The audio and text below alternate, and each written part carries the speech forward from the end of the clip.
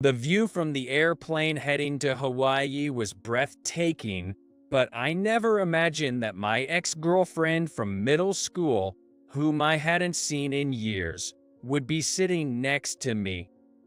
What's more, she brought up our past and went on a rant about how worthless I was. Then, she started bragging about how happy she is now, married to a wealthy guy, and how much her husband needs her, even though I wasn't asking. Just then, an announcement came over the intercom. Is there anyone on board who can fly a plane? It seemed like there was a serious problem. It was surprising they were looking for a pilot and not a doctor. The other passengers began to realize the gravity of the situation and started murmuring, "Fly the plane. Is everything okay with this flight?" As the flight attendant began walking through the aisle, she saw me and exclaimed, Oh, you are. What followed was an event that finally shut my ex up. My name is Jack Smith.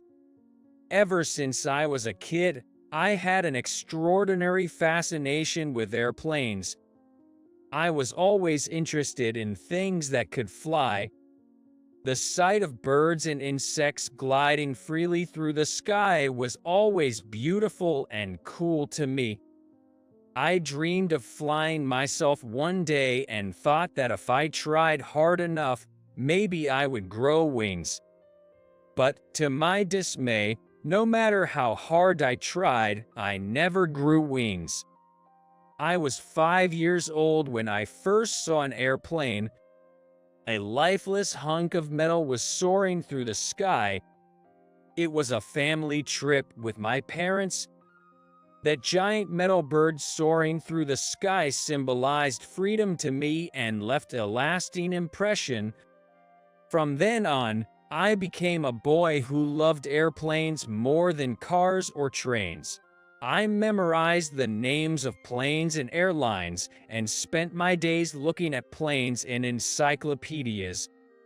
My parents, noticing my passion, took me to the airport once a week. They thought seeing real planes in motion would be good for me. My parents and younger brothers didn't share my admiration for planes, but they always listened with smiles as I excitedly talked about them. Naturally, my dream was to become a pilot.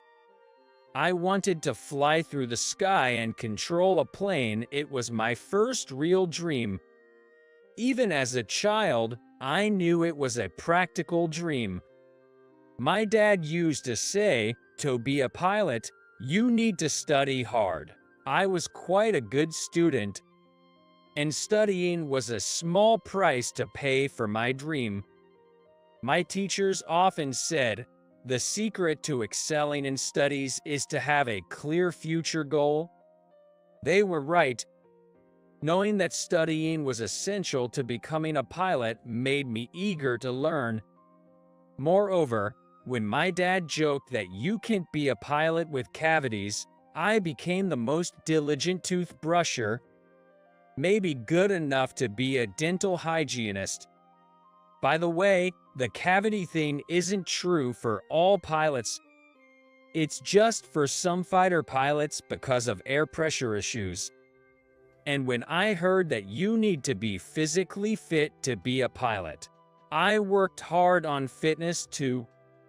My childhood was more about planes than playing. In middle school, I started seriously thinking about the path to becoming a pilot. I knew I needed to go to a good high school and college to fly planes, so I kept up with my studies and sports. During the sensitive period of adolescence, I was also mindful of my friendships. I tried to get along with everyone and not make unnecessary enemies. I tried to avoid stressful people but still interacted with many, hoping to learn and grow from them.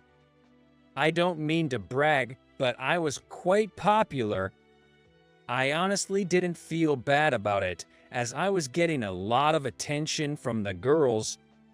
My male friends often asked how I managed to be so popular, but I wasn't studying or exercising to impress anyone, so I couldn't give them a satisfying answer. During this time, one of the most beautiful girl in our grade asked me out. She is Susan Johnson.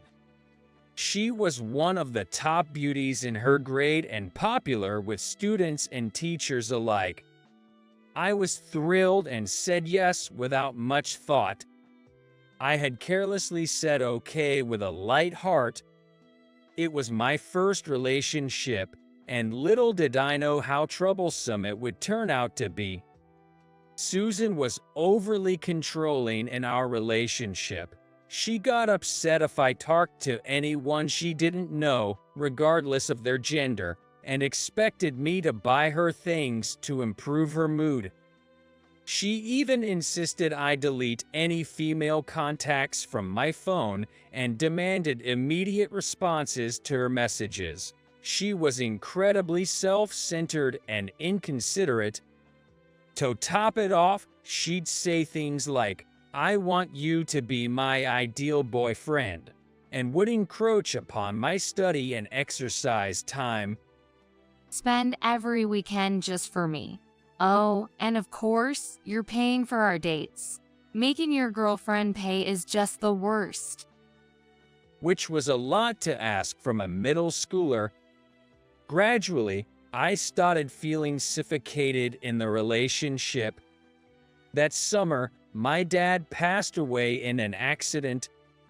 It hit me hard, as he was always looking forward to and expecting great things from my future. My mom became visibly worn out and lifeless, and although I wanted to cheer her up, I was too overwhelmed with my own grief to be of much help. Our family was engulfed in deep sadness. Losing my respected father meant that all of us had to struggle to keep living. My mom, who had been a stay-at-home mom, started working outside. This meant I had to take over caring for my younger brother. Naturally, this cut into my study and exercise time, but I didn't mind. It wasn't hard for me to do it for my family. Of course, it wasn't just my personal time that was cut down. I also reduced the time I spent with Susan. Why don't you contact me? When she asked, and I explained my family's situation. So what? Isn't it fine if your mom works? And why do you need to take care of your brother? She can do it when she gets back from work. Her response was shocking. I couldn't believe her lack of empathy towards a family grieving the loss of a father. I broke up with her, saying, "I don't need a girlfriend who can't be considerate during tough family times." I didn't want to be further destabilized by her. Later, at school, rumors spread that Susan had dumped me. She also spread false stories about me. Seeing her true nature was eye-opening, but I was too occupied with my own issues to care much. I even considered skipping college to work and ease my family's burden. My mom opposed the idea, but eventually, reluctantly, she gave her permission. The only things I felt confident in were physical activities and studying, so I planned to find a job where I could utilize these skills. On graduation day, Susan mockingly asked, "Aren't you going to college?" I just replied yeah, without making eye contact, and tried to distance myself from her. She snidely commented from behind, "In this day and age, not going to college defines your limits. Enjoy living at the bottom." I knew I'd never see her again, and there was no point in getting upset over her words, so I just ignored her and left the school. Now, time has passed, and I'm currently going through the boarding process for a domestic flight. It's a personal trip to Hawaii, which I'm super excited about since I've never been there. I've always imagined Hawaii as a place with beautiful beaches and rich, flavorful food. Unfortunately, being quite far from home, I never found the time to go.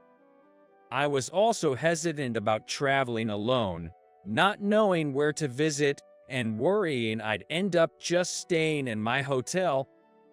However, a friend recently opened a restaurant there, so I'm going to celebrate with them. In addition, I decided to have a friend show me around Hawaii, so I plan to take my time and do some sightseeing. And can't help feeling giddy like a kid. I settled into my seat comfortably.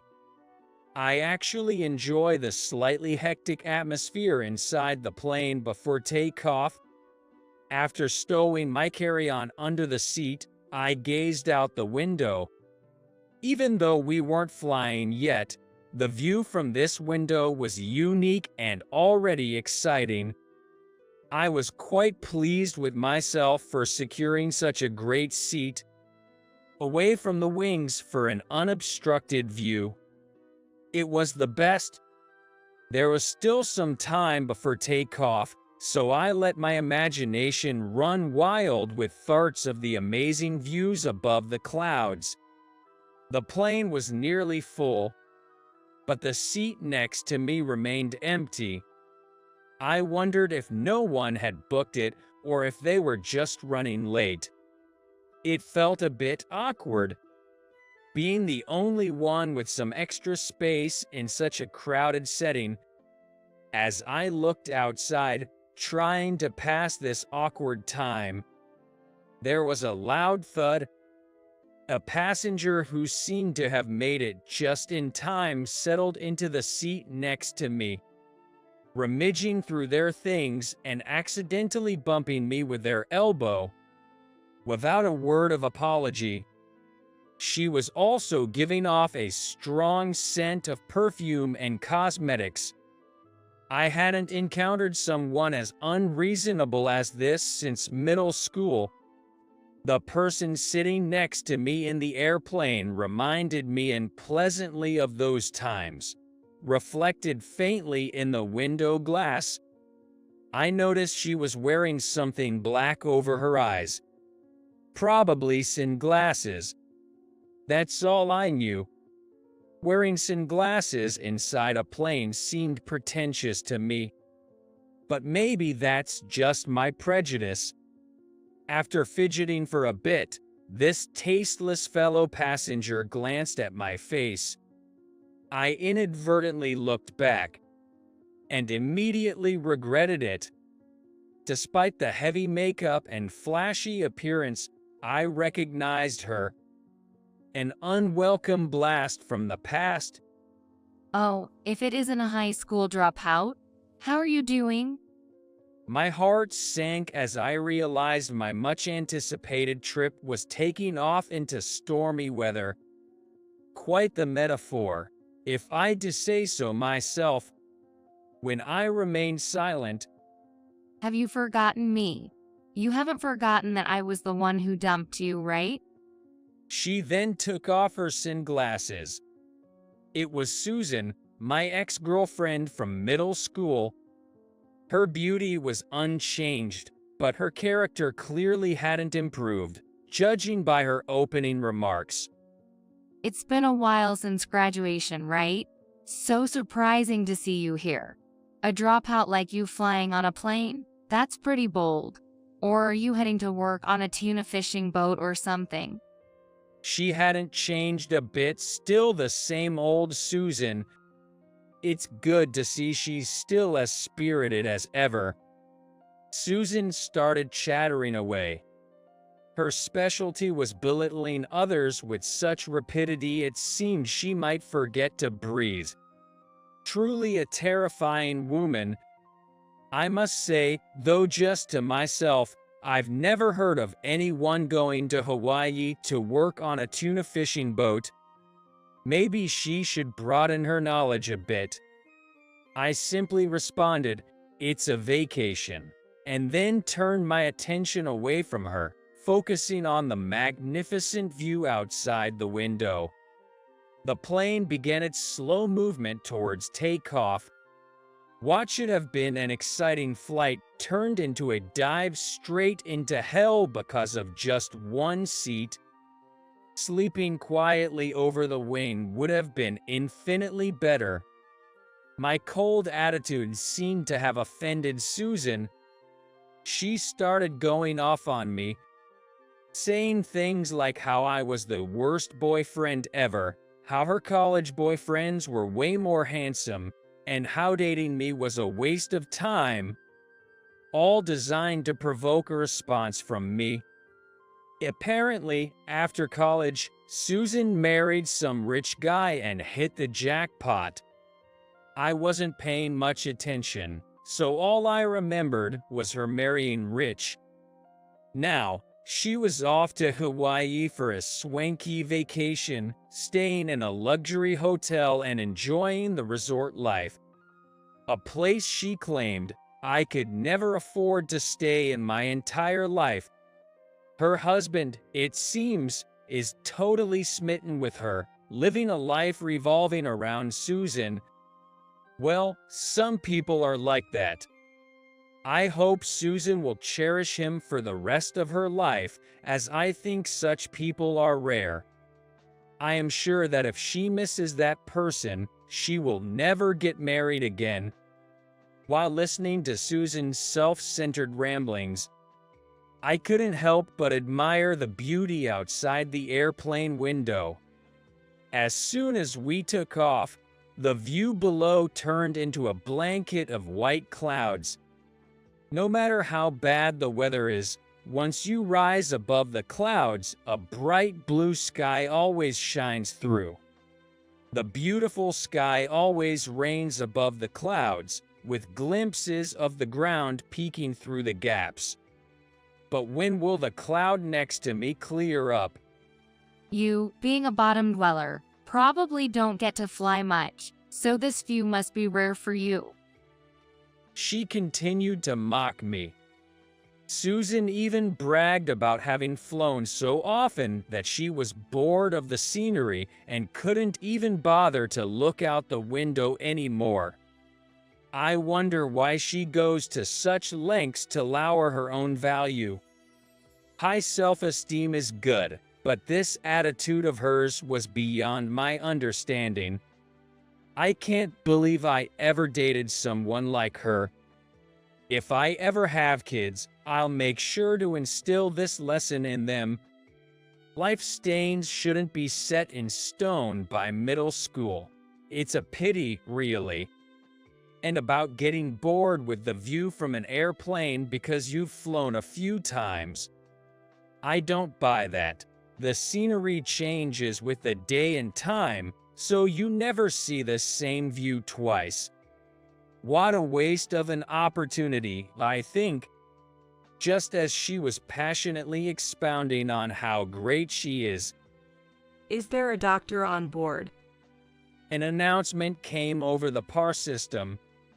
It's a line I've heard in dramas, but never in real life. Perhaps someone had collapsed and needed medical attention. I was concerned but knew there was nothing I could do. I decided to wait quietly, unlike my ignorant neighbor, Susan, who exclaimed, What's this? This is just like a drama. I can't believe this is happening. Her excitement was misplaced, to say the least, especially considering someone was probably in bad shape. Clearly, a few screws were loose in her head. As I paid attention to the cabin, another announcement followed. Is there a pilot on board who can fly the aircraft? Even I was taken aback by this. The passengers had been a little unsettled by the first announcement, but now the cabin erupted into chaos. Is something wrong with this plane? Does the pilot need a doctor? These and other questions filled the air. It made sense. First a doctor, now a pilot. Something must have happened to the cockpit crew. Susan's face went pale, and she started to panic. What? Is this plane going to crash? She blurted out. The last thing we needed was someone spreading panic with talk of a crash. This is why I dislike people who can see beyond themselves. A flight attendant hurried over to Susan, especially after she loudly mentioned a crash. Please, ma'am, nothing like that is going to happen. Stay seated. The attendant urged. Susan argued with the flight attendant, who expertly guided her back to her seat. Then, the attendant noticed me. Mr. Smith, by any chance? We locked eyes and I asked, "Is it that serious?" Thank goodness you're here. I'm terribly sorry, but could you help us out? It seemed the situation was indeed grave. Despite my initial skepticism, Susan's reaction might not have been entirely unfounded. I nodded and stood up. Where do you think you're going? If you're just going to get in the way, you might as well stay here and tremble pathetically. Pathetic is more like you, I thought, but I swallowed the words. The attendant asked if she was with me. I firmly denied it. Just an old acquaintance. We happened to be seated next to each other, a mere stranger on the roadside. She has nothing to do with me. I was eager to head to the cockpit, but Susan grabbed my arm and wouldn't let go. Where are you going in this situation? I pleaded for her to let go, but she didn't budge. Then the attendant stepped in. Ma'am, I'm sorry, but Smith is one of our pilots, and he's needed urgently. The attendant's firm and polite tone finally made Susan release my arm. You're a pilot? Susan's eyes widened in surprise. I simply replied, yes, and headed towards the cockpit. The area around the cockpit was crowded with attendants, all in a state of commotion. I learned that both the captain and the co-pilot were showing symptoms of gastroenteritis. Fortunately, there happened to be a doctor on board who was attending to them. Unfortunately, the condition of the pilots didn't improve and only got worse. This made it difficult for them to fly the plane as planned, leading to the urgent announcement for a pilot. Acute gastroenteritis can occur suddenly without warning, so it was probably unavoidable. Nevertheless, both pilots getting gastroenteritis at the same time seemed like a freak occurrence, almost a miracle or, more fittingly, a disaster with incredibly low odds. Surrounding the cockpit were many familiar faces, and upon seeing me, they exclaimed, "Wow, what luck that Jack Smith is on this flight too." Both pilots were down with gastroenteritis, a doctor coincidentally on board, and now a pilot among the passengers too. It felt like I had used up all my life's luck in one go. The doctor mentioned that the co-pilot's symptoms were less severe and he was just able to converse, though he was sweating profusely.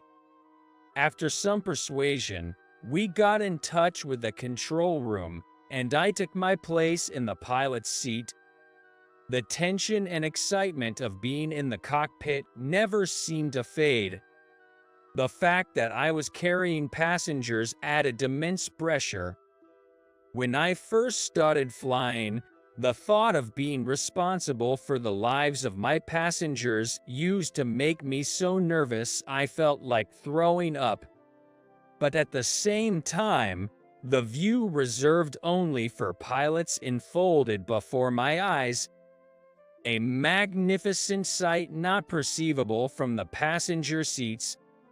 The hot sunlight illuminates everything around, even transforming the thick clouds below into a beautiful backdrop. This ultimate feeling of elation, something only a pilot can experience, filled my heart as I operated the aircraft. I felt like my brain was flooded with strange hormones. Such was the immense joy of sitting here. At least for me. I remember once sharing this with a flight attendant who called me a weirdo. I feel sorry for Susan. She claims to be bored of such views without ever having seen them. Thankfully, the plane landed safely in Hawaii, and all passengers and crew were safe. The captain and co-pilot were immediately taken to the hospital. The doctor who had been taking care of them quipped, "You being here was a lifesaver. If it were just me, everyone would have been on their way to the hospital, not just those two." Stroking his chin beard, he said, "What an inappropriate joke." But I guess that was his way of appreciating me. Still, a safe landing doesn't change the fact that this was a major incident for the airline. So, even after arriving in Hawaii, I was busy with paperwork and reports, finally getting free only after the sun had set. As planned, I hurried to my friend's newly opened restaurant. Of course, I drive safely. The place was already bustling with customers. My friend and the owner, Michael, greeted me with a big smile and a slap on the back. "Good to see you made it." I heard you had quite the day, piloting a passenger plane and all. Where did he get that news? I hadn't planned on bragging, but since he already knew, I felt obliged to talk about it. While rubbing the sore spot on my back from Michael's enthusiastic greeting, I sat down and recounted the whole ordeal. "That's some incredible odds right there," Michael laughed. "It's been 5 years since you left the force. Time flies." Indeed, thinking about how it had already been 5 years made me somewhat dismayed by the swift passage of time. "Is this gentleman a friend of the master?" I heard a gentle voice behind me. Turning around, I saw a distinguished-looking gentleman smiling at me, with Susan, no less, standing beside him. Michael, always sincere, returned the smile. It seemed this gentleman was a regular at the restaurant. This guy was my colleague in the Air Forces. He was outstanding. Served in the United States Air Force Air Demonstration Squadron at Nellis Air Force Base. Michael explained in detail. I thought such specifics might be lost on an ordinary person. "Thunderbirds, you mean?" But the gentleman's eyes lit up.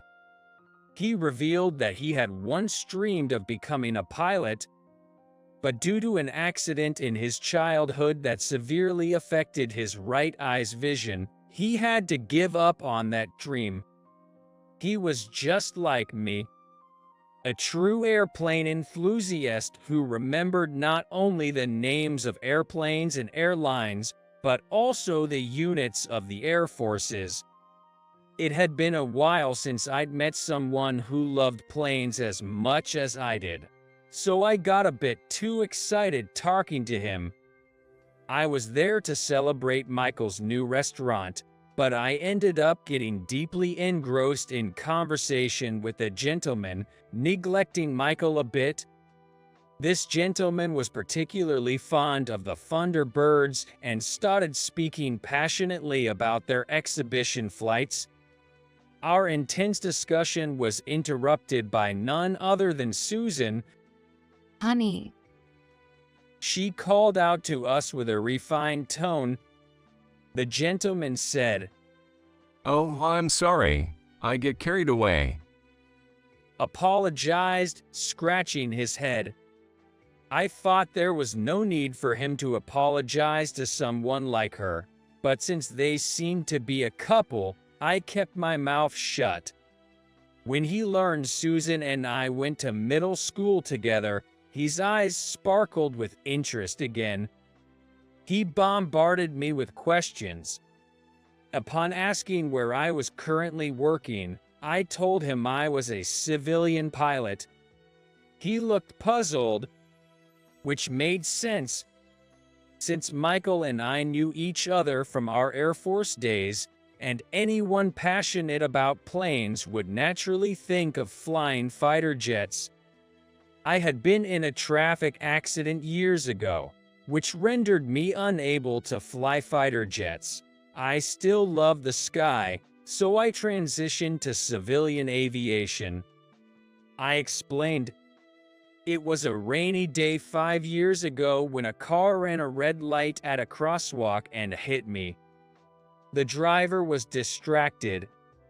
We settled for damages, so I don't hold a grudge anymore, but the accident broke my left leg and required extensive rehabilitation. Because of that, I couldn't meet the flight hour requirements and was dismissed from my pilot duties. The after effects of the accident meant I couldn't handle the physical strain of flying a fighter jet. I was indeed devastated at the time. It was a dream I had since childhood, and my late father had supported it so much. But his teachings helped me through. The past is the past. There's no use dwelling on it. Do the best with what you have now. If I had wallowed in self-pity, I wouldn't have been able to accomplish even what was still possible. When I could no longer fly fighter jets, I was offered a desk job, but flying was non-negotiable for me. So, I resigned from the Air Forces and switched to civilian flying. Becoming a civilian pilot was more challenging than I anticipated, with various hurdles. But I never gave up. My place was in the sky, nowhere else. After finishing my story, Susan's husband, Chris, seemed moved, his eyes brimming with tears. I've never met someone as incredible as you. Your unyielding spirit is truly inspiring. If it's okay with you, can we keep in touch? He pulled out his phone. I couldn't refuse after such praise, and honestly, I was flattered. We continued our conversation about airplanes. During this time, Susan seemed to shrink and kept looking down. Susan's husband introduced himself as Chris. Chris owned several properties in Hawaii and other American resort areas, a well-known real estate magnate. Susan's story about marrying into wealth wasn't a lie. As I had half doubted, Chris frequently stayed in touch after we met in Hawaii. He was a straight arrow type, a stickler for integrity, highly respected in various circles. That such a man chose Susan as his partner was surprising. It made me wonder if she had somehow tricked him. Then, one day, I got a message from Susan. Never tell my husband about us dating in the past. Don't ruin my happiness. I wanted as little to do with Susan as possible. But thinking about Chris, I wondered if I should let him know. It's a dilemma. Susan must be somewhat aware of her past insincerity. Her character probably hasn't changed much since the plane incident, but she must have worked hard to marry a wealthy man. If she went to such lengths, I won't be the one to ruin it for her. Though it's quite ironic. Honestly, I think even if I don't tell Chris about Susan's true nature, it'll eventually come out. But until then, let her savor this brief period of happiness. I simply replied to Susan, understood. After that, there was no further response from her.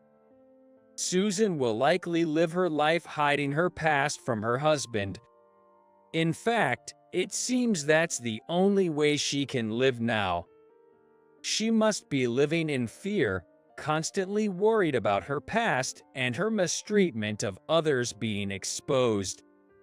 That's the responsibility and consequence of her past actions. The past never disappears. Some time after my trip to Hawaii, I happened to run into Chris at the airport. He looked much thinner and seemed worn out. When I approached him, he revealed that he and Susan had divorced. It all started a while after the incident in Hawaii when a friend of Susan's visited their home. Chris was at home for work and didn't want to disturb them, so he stayed in the next room using his computer. The friend was apparently from Susan's middle school, and they were speaking loudly enough that Chris couldn't help but overhear their conversation. They were laughing crudely, calling someone from their school days by a nasty nickname and mocking them. My name was also mentioned. Hearing Susan and her friends laughing about how it's best to marry a rich man made Chris explode with anger. He stormed out of his study into the guest room, shouting at them to get out now. He kicked out Susan and her friend and didn't let them back in that day. Later, it was discovered that Susan had been misusing their savings and spending lavishly. When confronted, she lashed out at Chris, accusing him of being stingy despite his wealth. Chris had initially hoped for a change of heart and a fresh start, but Susan's unapologetic attitude about her extravagant spending and her complaints about not owning enough luxury items were the last straw for him. I wasn't surprised by her behavior, knowing her as I do. The more Susan insulted Chris, the more distant his heart grew from her. Eventually, he had enough and initiated divorce proceedings. Susan's attitude changed dramatically when faced with divorce, pleading that she didn't want to split and that it was all just a misunderstanding. She probably never imagined it would come to this. It seems her mind was always centered on herself. When Chris threatened to take legal action, she reluctantly signed the divorce papers. The process involved disputes over property division and took a while to settle, but Chris recently finished it all.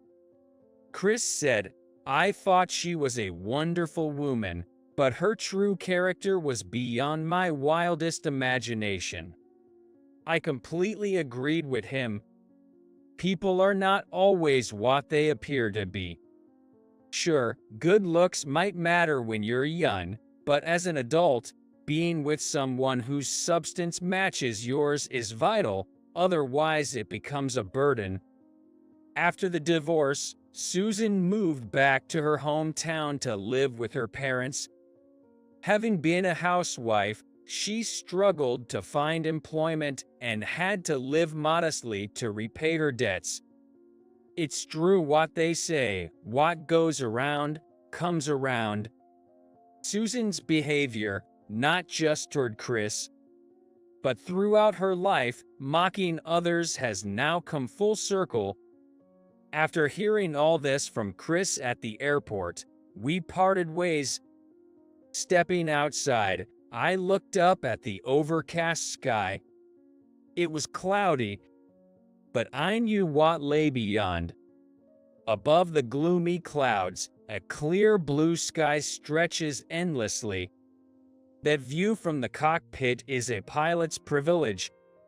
If Susan could come to appreciate such sights, maybe then she'd finally understand what it means to be human. Being a pilot comes with its trials, but it's worth it for the views.